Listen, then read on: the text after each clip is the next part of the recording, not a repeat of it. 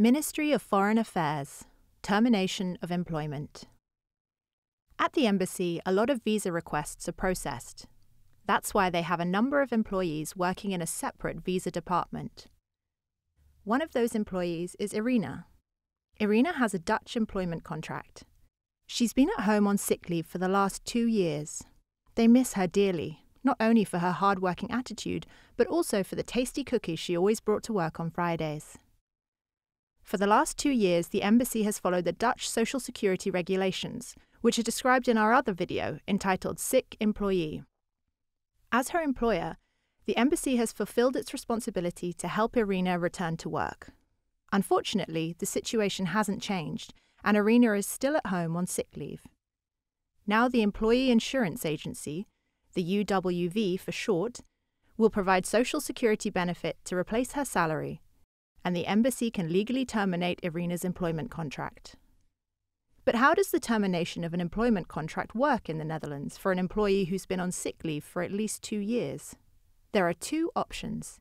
The employee and the employer can agree to end the contract by mutual consent, or the employer can file a request for unilateral termination. Mutual consent means both parties agree to the conditions of termination together. It's common for the employer to pay financial compensation. In most cases, this is the easiest way to terminate employment, and it doesn't affect Irina's social security entitlements. If the embassy and the employee cannot reach agreement, the embassy can file a request with the UWV for unilateral termination of employment by completing a special form. The embassy uses the form to provide the UWV with the right information. So exactly what information does the UWV need? Is the employee unable to work due to sickness or disability? Is recovery within 26 weeks to be expected? Are there other work opportunities at the embassy?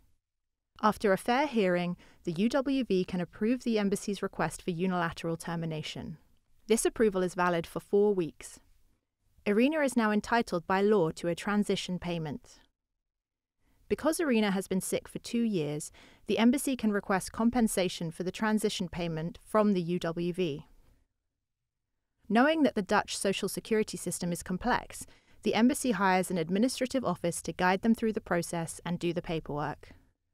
Both options are compliant with Dutch law. Luckily, Irina and the embassy have agreed to part ways by mutual consent. The embassy played an important role in making that possible by communicating with Irina and listening to her needs. This is not only good employment practice, it also saves the embassy time and money, which it would otherwise have to spend on extensive judicial procedures.